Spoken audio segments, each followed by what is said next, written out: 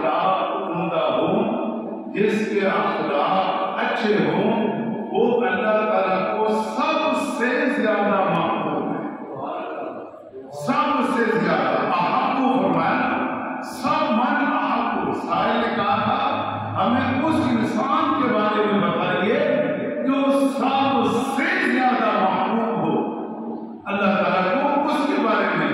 تو آپ علیہ السلام نے ارشاد فرمایا کہ احسنہم خلقاً، کہ جس کے اخلاق سب سے زیادہ عمدہ ہو، سب سے زیادہ اچھے ہو، وہ اللہ تعالیٰ کو سب سے زیادہ محبوب ہے۔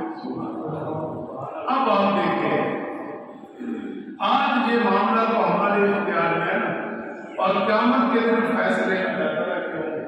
آج دیکھنا، بولنا، چلنا، گفتگو، کردار، اعمال، یہ سارے معاملات آج ہمارے اختیار میں، لیکن جب محشر کا دن ہوگا تو پھر اس دن قدرت کے فیصلے ہوں گے۔ رب کا رضی ہم نہ کریں کہ ہم کسی سے اچھے اخلاق سے پیش آئے، کسی کے ساتھ نیکی کی، اور یعنی کہ عمل ہمیں بھول رہے، ہم بھولتے جا رہے ہیں، نہیں، ہم بھول رہے ہیں، کرامن کاتبین نہیں بھول رہے، وہ ہر چیز محفوظ کر رہے ہیں، اور قیامت کے دن سب کچھ اللہ تعالیٰ ہمارے سامنے کر دے گا کہ یہ تیرے اعمال، یہ تیری نیکیاں، یہ تیرے اخلاق، یہ سب کچھ یہ تیری۔ اب آپ دیکھیں ایک بات امام اعظم کے لیے، پھر ہم حدیث کی طرف آئیں۔ امام اعظم رضی اللہ تعالیٰ مناقب امام اعظم کے اندر موجود ہے کہ آپ کے پڑوس میں ایک شرابی رہتا، اور دن وہ اپنا کام کرتا، اور رات کو آ کر وہ شراب پیتا، پھر نشے کی حالت میں خوب جو پھر نشہ جو ہوتا ہے پھر اس میں ادھم مچاتا، شور کرتا، اور آپ کا وہ پڑوسی تھا جبکہ آپ کی رات عبادت میں گزرتی، آپ بڑے پریشان ہوتے، لیکن صبر، بردباری، حوصلہ کرتے اور اسے کچھ نہ کرتے۔ جب دن وہ ملتا آپ کو، تو جب بھی آپ بڑے اخلاق سے پوچھتے کہ خیریت ہے، ٹھیک ہو، حالانکہ کہنا کیا چاہیے کہ رات بھر تو سوتا نہیں، رات بھر تم کیا کرتے ہیں، ہم آپ کے پڑوسی ہیں، آپ کو خیال کرنا، اور یہ کہنا کوئی بری بات بھی نہیں ہے، بری بات بھی نہیں ہے کہ کہا جا سکتا ہے کہ بھائی اس وجہ سے ہمیں تکلیف ہوتی ہے تو احتیاط کیا کر، ذرا ہمیں پریشان نہ کیا کر، ہمارے معاملات میں رکاوٹ آتی ہے، لیکن نہیں۔ امام اعظم رضی اللہ عنہ محبت سے ملتے، پیار سے ملتے، اس کا حال احوال پوچھتے، پڑوسی کا خیریت پوچھتے، بھوک پیاس کا پوچھتے، ضرورت کا پوچھتے، لیکن اس کو تنگ نہ کرتے، کچھ نہ کرتے۔ آخر وقت گزرتا رہا، ایک رات اس کی آواز نہیں آئی، کسی نے اس کی شکایت کر دی کہ فلاں آدمی شراب پیتا ہے اور فلاں جگہ رہتا ہے، ایسے ایسے شکایت کی۔ پولیس آئی اور پکڑ کے لے گئی۔ اب امام اعظم کو تو علم نہیں تھا، آپ مسلم ہوتے تھے، آخر جب رات کو آواز نہیں آئی تو آپ نے صبح اس کے گھر دستک دے کر پوچھا کہ یہ صاحب کہاں ہے؟ بتایا گیا کہ رات اسے پولیس پکڑ کے لے گئی۔ امام صاحب پریشان ہو گئے کہ پولیس پکڑ کے لے گئی۔ اب امام صاحب نے کیا کیا؟ اب ہونا تو یہ چاہیے کہ امام صاحب کہتے کہ ایک شرابی سے جان چھوٹی کہ جس سے ہم تنگ تھے، ہم پریشان تھے، پولیس لے گئی، جان چھوٹی، محلے میں امن ہونا یہ چاہیے، لیکن نہیں۔ امام صاحب نے کیا کیا؟ امام صاحب نے اپنی سواری لی اور اس وقت کے جو خلیفہ تھے اس کے پاس روانہ ہو گئے۔ جب دروازے پر پہنچے، پیغام بھیجا خلیفہ کو۔ جب پتہ چلا کہ امام اعظم آئے ہیں تو یاد رکھیں اس وقت کے لوگ علماء کا ادب کتنا کرتے تھے، تو اس نے کہا کہ امام صاحب کو سواری پر ہی بٹھایا جائے اور ان کی سواری کو ہمارے شاہی محل میں آنے دیا جائے، یعنی ان کو نیچے نہ اتارا جائے تو اتر آیا نہیں، ان کی سواری جو ہے میرے شاہی محل میں آئے، جہاں تک کہ میرے پاس وہ اپنی سواری پر آئے۔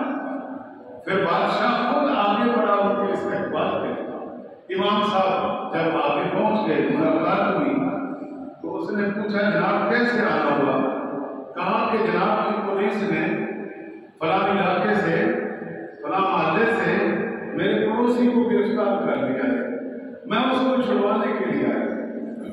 اب خلیفہ نے جب رپورٹ طلب کی تو اس میں تو بہت کچھ لکھا تھا، لیکن اب خلیفہ امام اعظم سے کیا کہے کہ وہ تو ایسا ہے، وہ تو ایسا ہے، وہ تو ٹھیک پکڑا ہوا ہے، لیکن نہیں۔ خلیفہ نے کہا، سوچا دل میں کہ اگر اتنا بڑا بندہ ایک بندے کے پیچھے آتا ہے نا تو اس میں کوئی حکمت ہے، لہذا ہم ان کے حوالے کر دیتے ہیں، اس میں کوئی حکمت ہوگی، لہذا ہم اس کے حوالے کر کے اس نے لکھ دیا کہ اسے رہا کر دیا جائے۔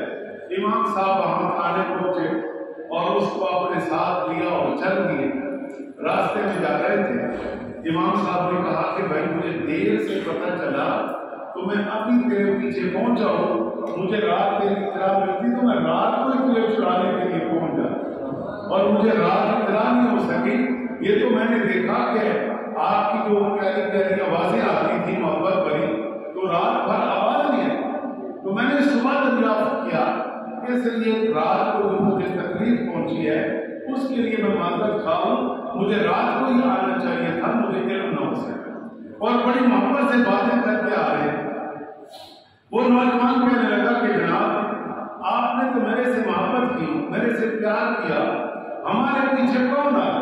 جو میرا کردار ہے، عمل ہے، جو کچھ میں کرتا ہوں، مجھے چھڑانے کے لیے تو کسی نے نہیں آنا تھا، لیکن آپ امام اعظم، میں آپ کا شکریہ ادا کرتے ہوئے ہر اس برے کام سے توبہ کرتا ہوں جو خلاف شریعت، جو رب کو ناپسند ہو، میں اس کام سے توبہ کرتا ہوں، اور آج کے بعد میں کوئی ایسا برا کام نہیں کروں گا اور آپ کا خادم بن کر رہوں گا۔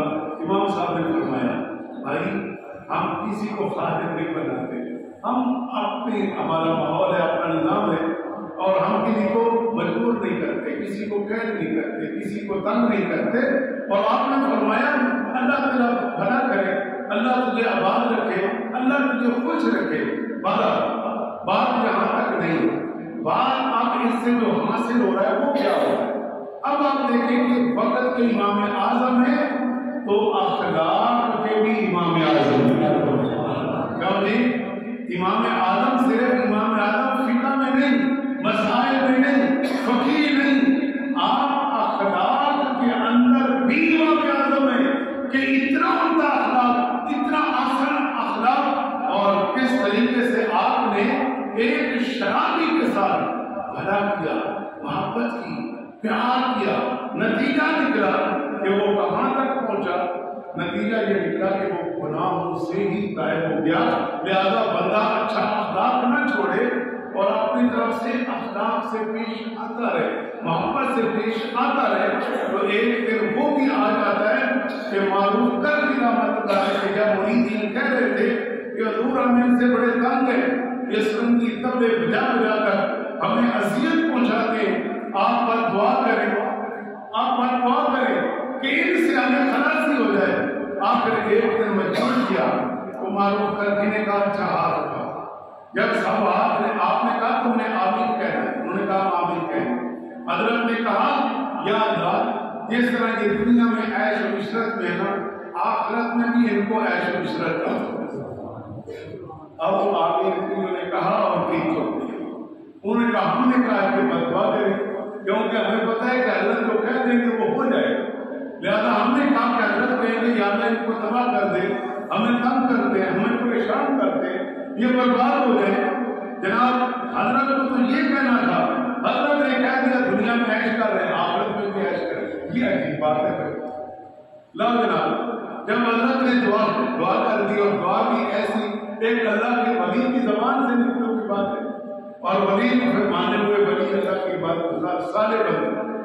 اب جب آپ نے دعا ختم کی تو کسی کا چہرہ ادھر کسی کا ادھر، اپنے پیر سے ناراض ہو گئے، اپنے بھی حضرت سے ناراض ہو گئے. لیکن حضرت نے فرمایا کیا بات ہے؟ انہوں نے کہا حضور ہم نے کہا تھا کہ ہم ان سے پریشان ہیں، آپ نے ان کے لیے کوئی بد دعا کریں، اور آپ نے تو بڑی زبردست ان کے لیے دعا کی. آپ نے فرمایا اللہ تعالیٰ فضل کرے گا، تم تو اپنا کام کرو. چلو جی وہ اٹھے اپنے مصروفیات میں چلے گئے. کچھ دیر کے بعد وہ سارے لوگ اٹھے اور حضرت کے پاس آئے، طائب ہو گئے، آپ کے مرید ہو گئے، اور سارے جتنے وہ برے کام گالے باجے کے کرتے تھے ان سب کاموں سے توبہ کر دی. تو پھر جب وہ آئے تو آپ نے فرمایا کہ دیکھا آپ نے جو ایک اللہ والے کی آنکھ دیکھتی ہے وہ عام بندہ نہیں دیکھتا، لہذا اس کی پیشانی پر لکھا تھا. جب حضرت عثمان غنی رضی اللہ عنہ کے پاس ایک آدمی آیا فرمایا تیری پیشانی پہ لکھا ہے کہ تو زنا کرتا ہے، تو زنا کرتا ہے، تیری پیشانی پہ لکھا ہے.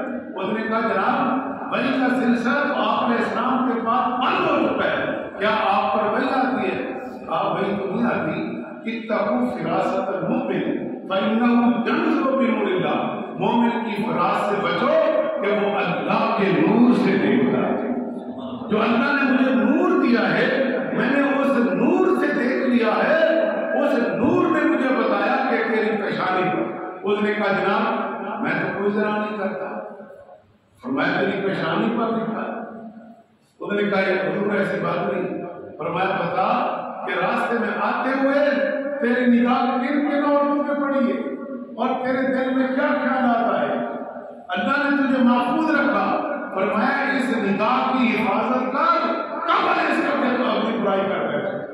فرمایا یہی تو تیری پیشانی پر لکھا میں دیکھ رہا ہوں، لہذا اس لیے اپنی نگاہ کی حفاظت کرو کہ یہ برائی کا پہلا دروازہ ہے. تو نتیجہ تن جو اللہ کا ولی ہوتا ہے، جو اللہ کا نیک بندہ ہوتا ہے، جو وہ دیکھ رہا ہوتا ہے، ہر آنکھ اس کو نہیں دیکھتی. امام اعظم دیکھ چکے تھے کہ وقت آنے والا ہے کہ یہ شرابی طائب ہو جائے گا، یہ نمازی صالح نیک انسان بن جائے گا. اور معروف ترقی کی آنکھ دیکھ رہی تھی کہ آج یہ برائی کے اندر ہے، آج گانے باجے کے اندر مصروف ہے، لیکن وقت آنے کو ہے، ان کی توبہ قریب آ چکی ہے، یہ اللہ کے نیک بندے بن جائیں گے. تو اس سے معلوم ہوا کہ انسان اپنے اخلاق عمدہ رکھے، بھلائی کرے، اللہ تبارک و تعالیٰ آخر اس کے دل کے اندر بھی یہ باتیں ضرور ڈال دیتا ہے کہ وہ بھی سیدھی راستے پہ آ جاتا ہے. اور یہی آپ علیہ السلام سے پھر حضرت عمیر بن قتادہ رضی اللہ تعالیٰ عنہ آپ فرماتے ہیں انا رجلا کہ ایک آدمی نے کہا یا رسول اللہ صلی اللہ علیہ وسلم ای الصلاۃ افضل، یا رسول اللہ یہ بتائیے کہ کون سی نماز افضل، کون سی نماز افضل ہے کہ یا رسول اللہ جسے میں پڑھوں اور مجھے سکون آئے اور میں زیادہ سے زیادہ اللہ کی بات کروں. یہ ارشاد فرمائیے کہ ای الصلاۃ افضل، کون سی نماز افضل ہے؟ آپ علیہ السلام نے فرمایا اے میرے پیارے صحابی طول القنوت، جس نماز کے اندر قیام لمبا ہو وہ نماز سب سے افضل. قیام لمبا ہو، قیام کیسے لمبا ہوگا، کیسے طویل ہوگا؟ جس کے اندر تلاوت زیادہ ہوگی تو نماز طویل ہوگی. سجدے میں سبحان کے اعلیٰ ہم پڑھتے ہیں اور رکوع کے اندر ہم سبحان کے عظیم پڑھتے ہیں. کتنی بار پڑھیں گے؟ لہذا آخری کوئی حد تک ہم جائیں گے 9 بار 13 بار آخری، لیکن ادھر تلاوت جیسے بڑھتی جائے گی قیام بڑھتا جائے. امام اعظم بھی نہیں فرماتے. جب آپ سے پوچھا گیا سجدہ طویل یا قیام طویل، آپ نے فرمایا قیام طویل ہونا چاہیے، یعنی اس میں قرآن کی تلاوت زیادہ ہوگی، انسان کو لطف بھی زیادہ آئے گا اور اس طرح نماز آپ کی لمبی ہو سکتی ہے. سجدے میں آپ کتنا دور سجدہ کو دے سکتے ہیں. تو لہذا آپ علیہ السلام نے فرمایا قیام کو لمبا کرو. اب میرے دوست مسلمان بھائیوں تو قیام لمبا کرنے کے لیے پھر ہمیں قرآن آنا چاہیے. کم از کم ہم اتنا قرآن کو یاد کریں کہ کوئی آدھا گھنٹہ پون گھنٹہ اللہ کی عبادت میں گزار سکے. پہلے امام کو نماز پڑھائے گا، وہ بوڑھے بچے جوان ہر طرح کے لوگ ہیں، وہ تو مناسب تلاوت کرے گا. لیکن جب آپ تنہا کھڑے ہو تو پھر کم از کم اتنی صورتیں تلاوت کریں، طویل طویل صورتیں تلاوت کریں، ہاں جی، کہ آپ کی نماز زیادہ سے زیادہ ربی ہو.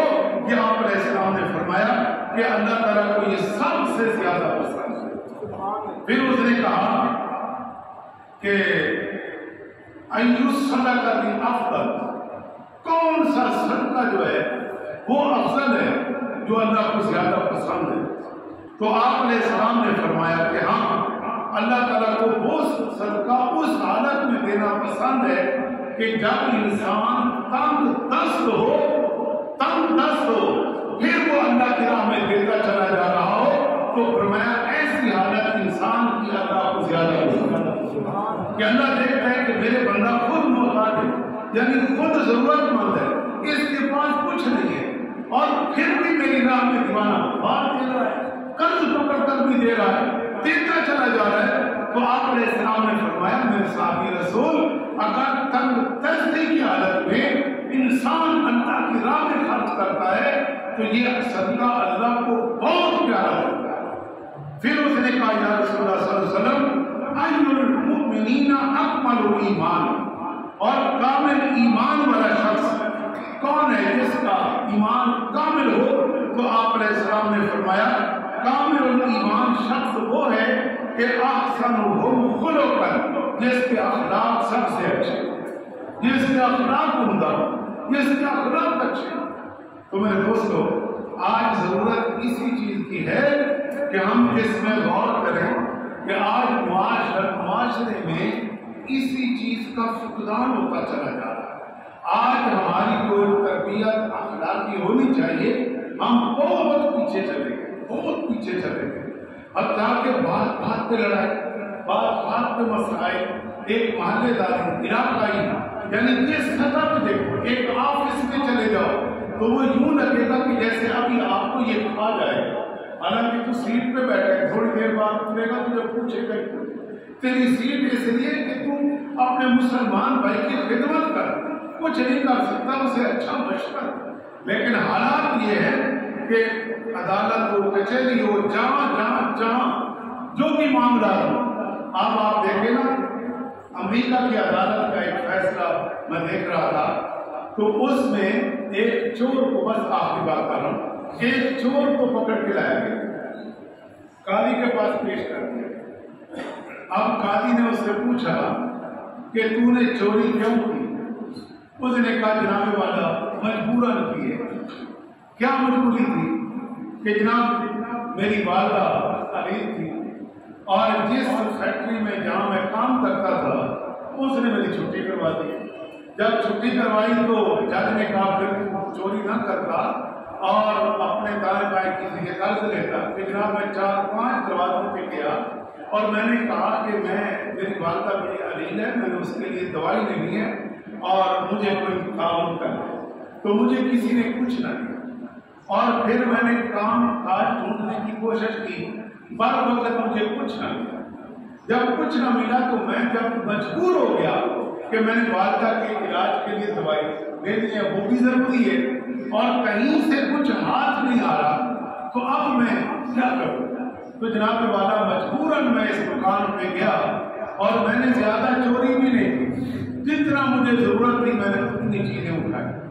اچھا اب سنیے امریکی جج کا فیصلہ. ہم مسلمان ہیں، مسلمانوں کے فیصلے کیا ہونے چاہیے؟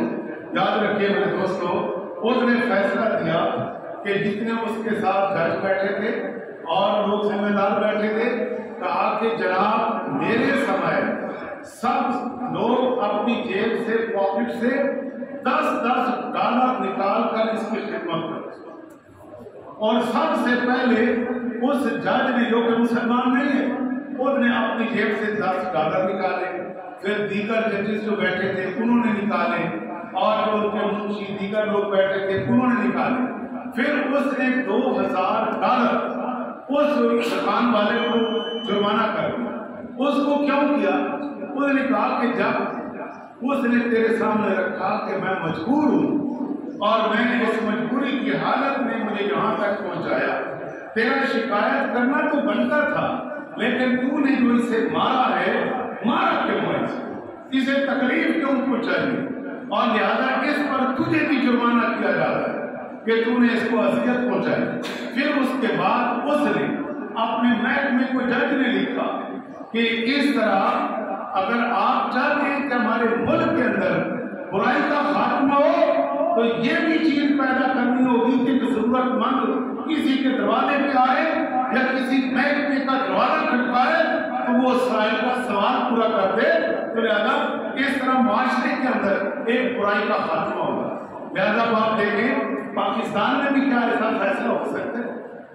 क्या पाकिस्तानी मुसलमान जज भी ऐसा फैसला कर सकते हैं कि एक बुरा काम है, उसने बुरा किया, लेकिन याद रखें कि वहां के जज ने उसकी जरूरियात को समझा, उसकी नफ्सियात को समझा, फिर उसकी सारी जिंदगी का उसने विजिट किया कि कभी उस शख्स ने चोरी नहीं की, कभी उसकी जिंदगी में किसी अदालत में, किसी थाने में, किसी जगह पर कोई FIR दर्ज नहीं हुई।